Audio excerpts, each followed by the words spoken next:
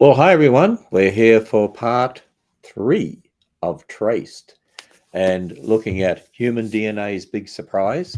And following on from last week, where we talked about the history of Western Europeans, fascinating research that Dr. Jeanson has done based on the Y chromosome and a biblical time frame of history. It all comes together, and wow, now we can understand a lot more about civilizations and how various cultures came about and their history, and tracing them back to the sons of Noah, Ham, Shem, and Japheth. Now, today, well, first of all, I'm going to ask Dr. Jeanson to define a term, prehistory, because I would say there's no such thing as prehistoric, because history began from when it was recorded in Genesis 1:1. But prehistory in regard to civilizations can be used in a particular way that he's going to define here in a moment, and talk about the history of Native Americans. That's going to be very, very interesting. And to show you that, again, using the Y chromosome research, he's able to find out some fascinating things about the history of Native Americans. So I'm going to turn over to Dr. Jeanson. I'll come back at the end and sum up here, and then he's going to show some slides. And this is part 3. Then we have part 4, part 5 over the next 2 weeks. Dr. Jeanson. I'll pause that prehistory for a moment just to anchor us here real fast on where we've come from and where we're going. And I want to reach back again several years to October 2017, when my first book came out, Replacing Darwin, where we advanced the idea that creationists, that we're reaching a new era in the creation evolution debate. Creationists are not just playing defense. They're not just rebutting Darwin. They're replacing ideas with something better, advancing science, advancing our knowledge about the world. And now we've reached another milestone. Creationists are making major scientific discoveries using the biblical timescale, the biblical framework, to start investigating some major questions about human origins and human history. And I'll talk about what this prehistory idea refers to, how it relates and fits in this framework. We've talked about some of the biblical echo, or the genetic echo of biblical events in the last couple episodes, seeing the echo of Noah. We referred briefly to the echo of Abraham, Isaac, and Jacob, and chapter 13 of the book is a really explosive one to be able to read off generation by generation, man by man, down Shem's line through Peleg and his brother Joktan and these other relatives in Genesis 10. It's really remarkable to see how this pops out of the Y chromosome tree and has implications then for all of us being able to trace our ancestry back to specific men in Genesis 10. Every people group can trace their ancestry back to specific men in Genesis 10. And this reveals for us then the story of peoples, something I never learned in school. Well, how does the term prehistory relate to all this? And unfortunately, it is a multi-use term. The evolutionists have used it to refer to the long period of time so technically, before written records is what they'd say prehistory means. And in an evolutionary framework, the millions of years of Earth history would all be prehistoric in their timeline. And of course, that's not true biblically. We have recorded history from the beginning. We have the days of creation in Genesis 1. We have Adam, the first man, Eve, the first woman. All that is written down for us. There's no prehistory within a biblical worldview. The term, unfortunately, is also used for a much narrower sense within the context of the history of civilization. You can have a lack of written records in specific regions of the globe post-Babel. So, for example, the Bible tells us after the flood, Noah and his family exited the ark. They began to multiply. God told them and their descendants to spread out. They disobeyed. God forced them to spread out by confusing their languages. And then, biblically, for many of these peoples, ethno-linguistic groups, the record goes dark. And extra biblically, the record does as well, either because, again, thinking of the Native Americans, either because they didn't write down where they went and what they were doing and what happened after they got there, or in some cases, the records may have been lost. I think the Aztecs destroyed some of the records of the peoples before them, and that's not uncommon. If I'm not mistaken, the first unified Chinese dynasty, the Qin dynasty in the 200s BC, destroyed records before them. It's a way of trying to establish your dominance and say, we are the true people and this is our history. And it's a sad state of affairs, but that's what leads to then these blank spots, or these dark windows into the past where we wish we knew what was going on, but the records either weren't written down, or they were destroyed, or perhaps they've been lost.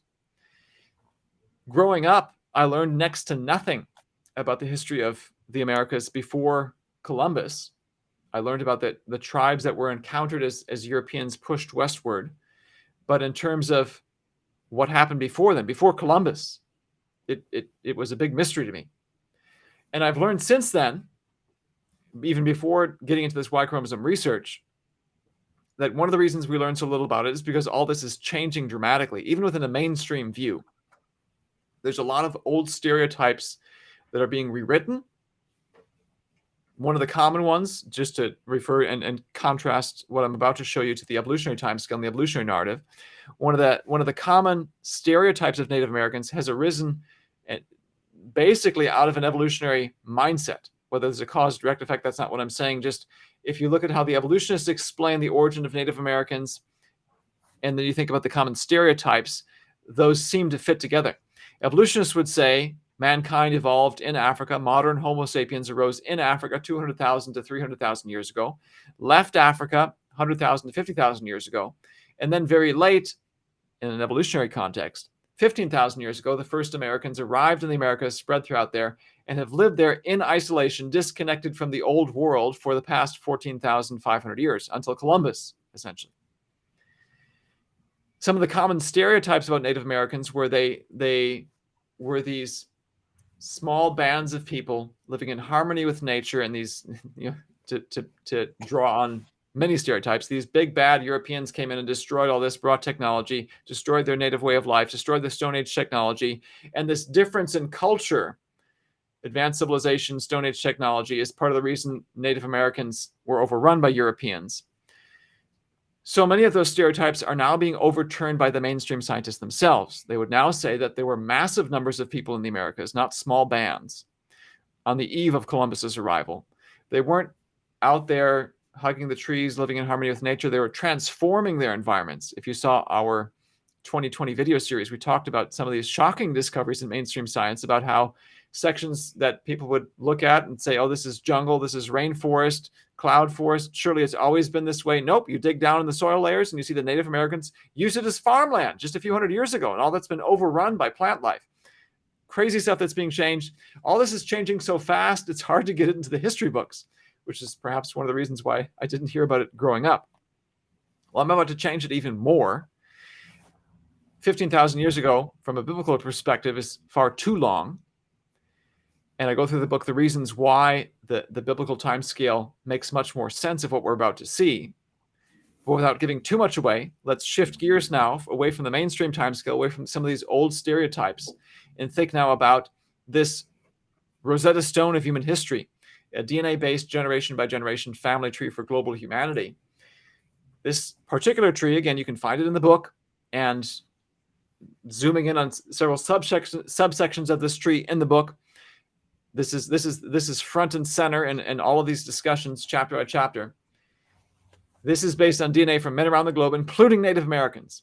And the branch or the section of the tree that we want to focus on heavily for the next few minutes is this branch found at high levels in Native Americans, this branch called Q. And again, if you're trying to make sense of why it goes from N to S to Q to R, some of it's a little bit arbitrary. There is a little bit of method to the madness. If it's a deep branch, you get a separate letter of the alphabet. So these branches right here, you'll see it in the book in much more detail. S, K, and M, they're all deep branches.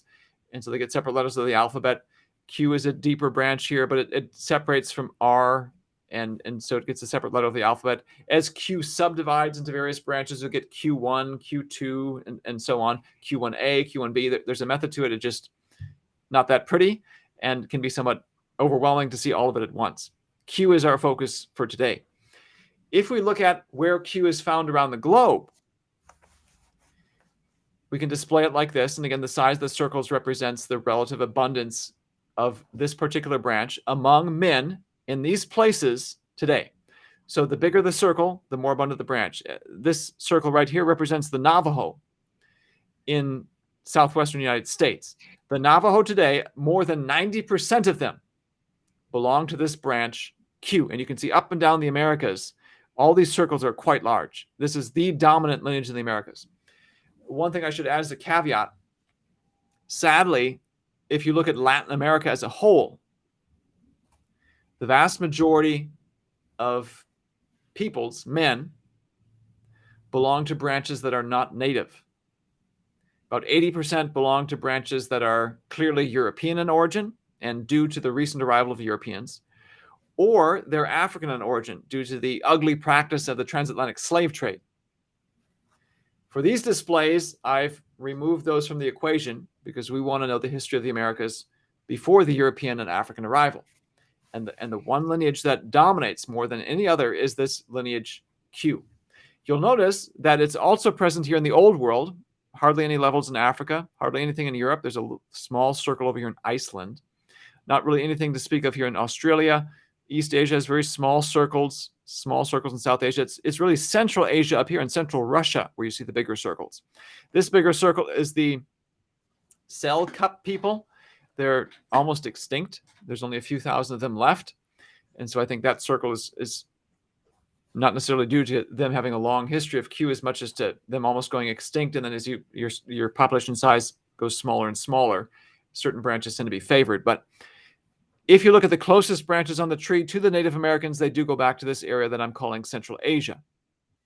The mainstream community would agree and say, yes, Native Americans arose from Central Asia. Here's one of the main differences, though. They would say Q arrived in the Americas 15,000 years ago. Now, why would they say that? You can look up one of the Y chromosome papers. It's not because they measured something unique in the genetics of Native Americans, where they looked at fathers and sons and measured how fast the Y chromosome changes. No, what they do is they say, well, we know from archaeology that the history of the Americas goes back 15,000 years. And so therefore, we will run our entire tree, we'll stretch it out over hundreds of thousands of years, and if Q lands and originates from Central Asia 15,000 years ago, now we know we're on the right track. They call this literally a sanity check. And I've got the references in the book for you can look it up yourself to see how they talk about it.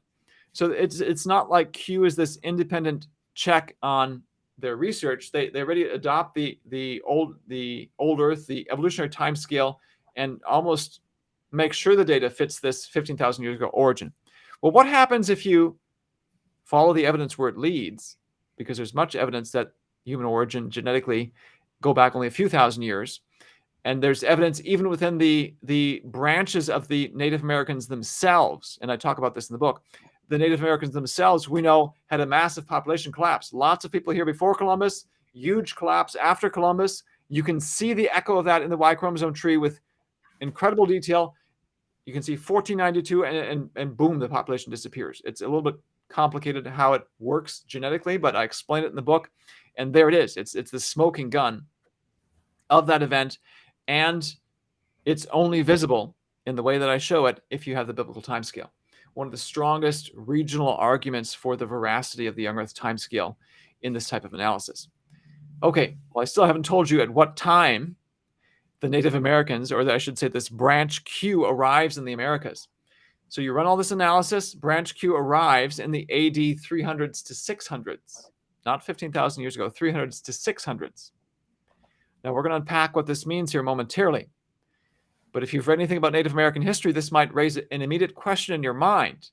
We do have an archaeological record, not 15,000 years ago, but if you just look at the history of civilization, the Americas were a cradle of civilization, and the culture that birthed this cradle of civilization was the Olmecs. The mainstream science community would say the Olmec civilization arose about 1500 BC. Not 15,000, 1500 BCs. So essentially, the evolutionary community says 15,000 years ago, the first Native Americans came across and had no civilization for over 10,000 years. And then finally, late in history, they found the cradle of civilization, the Olmecs. They carved these giant sculpted heads. Look at that gravel and plants for comparison. Huge, huge things. The Mayans, sort of the American equivalent of the Roman civilization, both considered the classic era of civilization. Their civilization began around the 400s BC. Both of those dates, 1500 BC, 400 BC, all of those are centuries, if not a millennium, prior to the arrival of this branch Q in the Americas. And again, those are big circles in the Americas. This is the lineage that dominates the Americas. What happened? At a minimum, what we can say is that this group Q, arriving in the first few centuries after Christ in the Americas from Central Asia, apparently replaced, perhaps conquered, the civilizations that were there prior. If you know anything about Mayan history, you know that the mainstream community talks about the collapse of the Mayan civilization around the 800s to 900s, and no one can explain why. I'm suspicious that this migration event had something to do with it.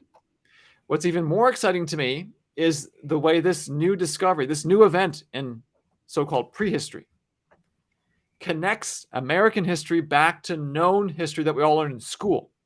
So if you took world history, which is probably for many of us a history of Western civilization, you learn about the Roman Empire, you learn about the fall of the Roman Empire. And I've tried to superimpose here on this map in tan the extent of the Roman Empire at its height. You probably learn about the invasion of the Roman Empire from peoples from the East, one of whom was the Huns. Mainstream community still debates who exactly these people came from. If you look at traced, I've got a good guess as to, I think we've got a good genetic echo of these people and then an indication of who they were.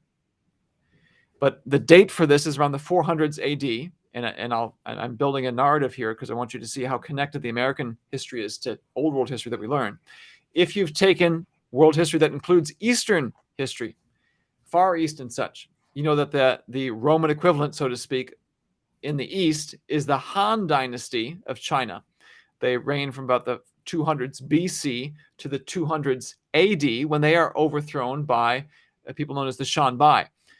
Even though the mainstream community doesn't exactly know who the Huns came from, they would say the Huns came from Central Asia. Again, this region of the modern stans, Kazakhstan, Uzbekistan, and such. The Shanbai, they would say, are Central Asians in origin.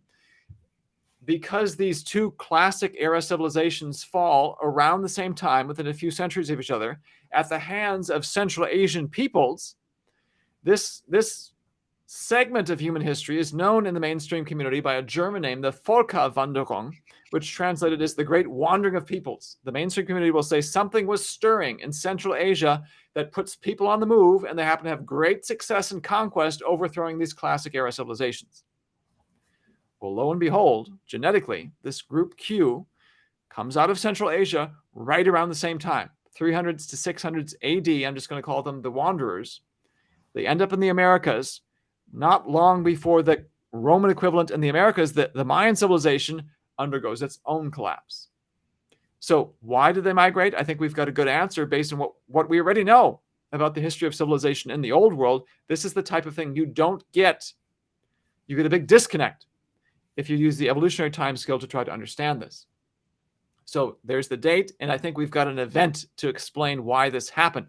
There's something stirring, the mainstream community would say, in Central Asia. Well, now we've got genetics and an appropriate date to anchor one of the settlings of the Americas around that same time.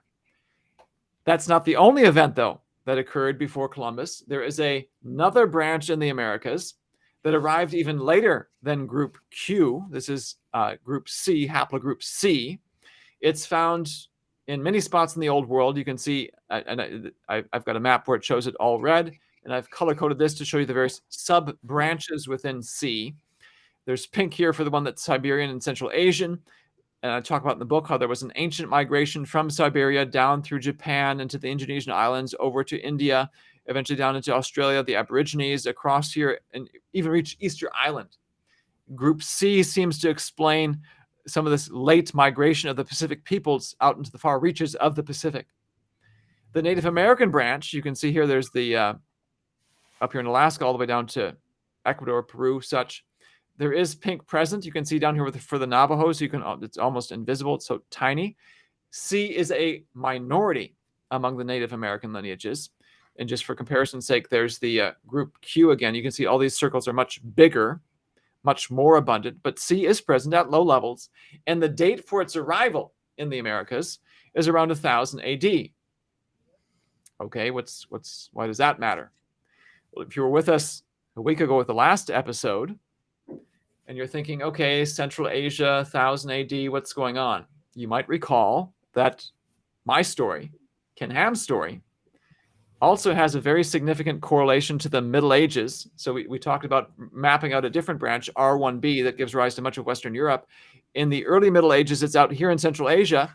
And in the middle and later Middle Ages, you can see R1b starts migrating from Central Asia. It starts showing up here in Eastern Europe, similar time, Eastern Europe. And then late in history, it migrates out of the Balkans into Central Asia, late 1400s, early 1500s.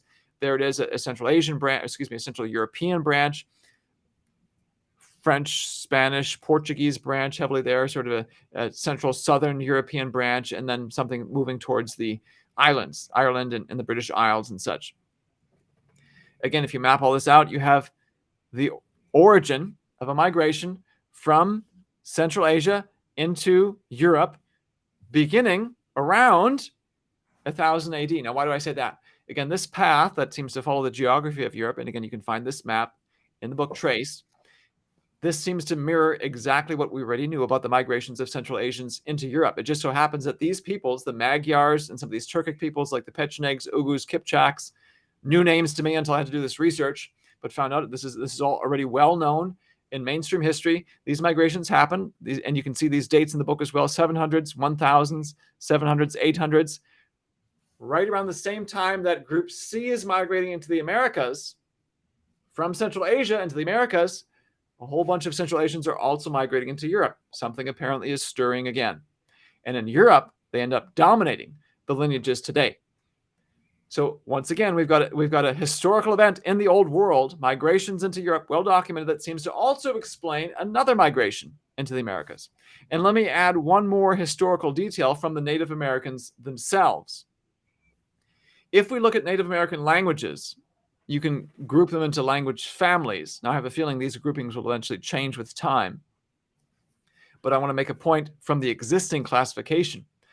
If you're in the United States, you've probably heard of the Navajo and the Apache, who are currently, their reservations are down here in southwestern United States. Their languages belong to a family known as Athabascan. And you can see on this map here, the major geographic region for Athabascan languages is up here in Alaska, northwest Canada.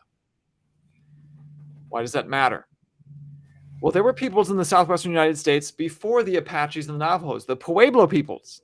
The Pueblo peoples themselves say that the Navajos and Apaches, who linguistically are connected to the north, arrived in the southwest late in history, only a few centuries before the Spaniards came up from the south. So you've got Spaniards in the 1500s. The Pueblo people say these Navajos and Apaches arrived maybe about the 1200s, which is just, again, a few centuries after AD 1000. So I'm suspicious that this migration of haplogroup C, branch C, may have something to do with the movements of these Athabascan peoples. If nothing else, it happens at the same time that Central Asians move the opposite direction, not into the Americas, but into Europe, and end up dominating, giving rise to people like Ken and myself and other many people of Western European descent today. That's fascinating to me. So just to stop and reflect, we've got not one settling of the Americas so far, but at least two, haplogroup C, group C in the 81,000, and Q in the 300s to 600s, which is very different from anything you learn right now in mainstream history. No one talks about this. You walk away thinking it was a rather passive time period, not much going on, isolation from the old world for thousands of years, and this overthrows that completely and connects it, again, very firmly to the old world history that we learn in school. Now, I just want to work backwards in time real fast to see if we can put together a full narrative of the history of the Americas before Columbus. So working backwards in time from the most recent settling to the most ancient. The more recent one, pre-arrival of Europeans, is this Group C from Central Asia in 81,000. Before that, you have Group Q arriving in the 300s to 600s. Apparently, again, dominating everyone else that was there prior. What about the Mayans? Their beginnings are the 400s BC. We've got a general geographic origin for these other peoples. It's sort of Central, maybe East Asia. If you look at East Asia, this is a map from 350 BC, not the 400s, but it's close in time, representative. The 700s to about 200s BC in East Asia are one of the most tumultuous eras of East Asian history. In the Warring States period, I think it's estimated, I've got these statistics in the book, 1.3 wars every year. It's called Warring States because there's just constant fighting. At the end of this period, there are a number of wider Far Eastern peoples who trace their origins here. The Vietnamese say, we came from one of these kingdoms. The Koreans would say, we came from somewhere up here. And the Japanese and the Koreans seem to have a connected history. So if this is the time period for the Mayan origins, is it too much of a stretch to say perhaps one of these kingdoms, when the fighting finally settled down, ended up going up north and east and ending up in the Americas? There's a lot more we could say about this. I have a good candidate for a good guess as to which particular haplogroup might have given rise to the ancient Mayan peoples. But the bottom line is, and this is the point I make in the book, no one yet knows what the ancient Mayan lineage is. And just to stop and reflect for a moment, again, something I mentioned in previous episodes, the evolutionists have demanded from creationists testable predictions. Tell us something that we can test with experiments in the future. Well, this is a research project that is ongoing that we're hoping to discover. This is full-fledged science marching onwards, trying to make new discoveries about the world. We're in discussions right now about perhaps finding some Guatemalan volunteers to see if they might have in their DNA still the lineage of the ancient Mayans. There's Mayan speakers to this day in Guatemala, also the Yucatan Peninsula. I have a feeling if we find the Mayan lineage, it'll be one of those that already exists in East Asia, obviously going back to an ancient time. But this is an unsolved mystery that future experiments based in creation science could eventually uncover. The same story applies to the Olmecs. I'll just go through this quickly. They're a cradle of civilization. I've got this map in the book as well, along with the Sumerians and the Egyptians and the Minoans. They're considered a cradle. We also do not have their lineage. They may be extinct. I mean, they're eventually supplanted, I think, by the Mayans. And of course, they collapse and they're supplanted by others. So if it exists, I have a feeling it's a lineage that's yet undiscovered. If it does exist, it's in the DNA of perhaps one of the people watching this right now. So you yourself might be able to contribute to future research. Again, if you go to our website, ancestryandgenesis.org, type in /go/traced, you can find our Hidden History of Every People project. Click on that. It'll take you to a place where you can enter your name and info and email address. And you yourself might have the answer to these questions that I'm very interested in. I'm sure many people are interested in as well, to fill in the rest of the story of the Americas before Columbus, the rest of the post-Babel history in the Americas. So this category of so-called prehistory is another major volume that this creation-based research contributes to our understanding of our past, of our history. This is basically chapter 12 or so of this book that talks about this in great detail. And just to reiterate again, this research follows on from research I laid out in this book, Replacing Darwin. You don't have to have read this to understand Traced, but do know that there are predictions made in Traced that are fulfilled. Predictions made in Replacing Darwin that are fulfilled and Traced. And this is a major answer, a major rebuttal to a long-standing creationist objection. I'll tell you more about that in subsequent episodes, but there is an organic link between these two. This is the simple version of that. Again, if you have questions that we're not able to answer here or in the book, you can connect with me on social media as well. Or like I mentioned, there is research ongoing right now. I've got connections, been able to make some connections internationally to understand the rest of the history of people on Earth. Well, Dr. Jeanson, that is absolutely fascinating. I was just thinking, do you think politicians would really like this history? When you think of some of the things they've already said about the history of the Americas, I'm sure some politicians they probably don't want to hear this. I'd say it probably depends on where they are. The mainstream narrative here, this is highly politically incorrect right now in the United States. However, from some of my Latin American contacts, they said, if you tell the political leaders of Guatemala, we want to find your lineage, you are the earliest people, that would sing. So it probably depends on where you go in the world. Yep. Those who find out later in history might get all mad. Those who find out you're the earliest history are happy. One of the things that I feel like has great social potential, there are many groups around the globe. Think of India. There are I forget their Hindi name, but they're lower class, even lower caste, I think, people in the forest peoples. viewed lower in society. They may have the lineages within them of the earliest Indian people of the Indus River Valley civilization. So if you can make discoveries like this, in a sense, it returns dignity to them in a way that the culture currently suppresses. And that aspect of this research to me is one of the most satisfying, to be able to give back to people history that they've lost, or that others who are in power are trying to suppress and take away from them. And again, grounded in the scriptural narrative, grounded, takes you right back to Babel. All this to me is very, very exciting. It's just a reminder, had people believed God's word and believed the history that he's already revealed to us concerning people, it would have changed a lot of things. And of course, that's a great lead up for next week as we do part 4 of Traced. And next week, you're going to talk about race and ethnicities and some shocking in quotes, discoveries. It's interesting, in the year 2000, the Human Genome Project mapped the human genome, and they came out with a statement, and they said, you know what we found? There's only one race. Well, of course, had you already believed the Bible, you would know that there's only one race. Of course, a lot of politicians don't want to know that either, because they want to create division.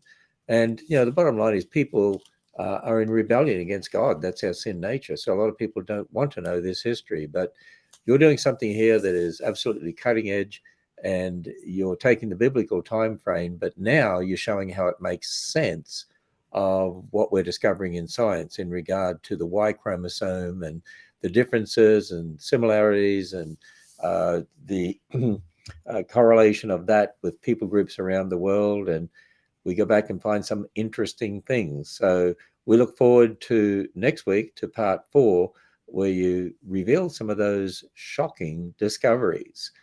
So join us next week, same time, for part 4 of Traced.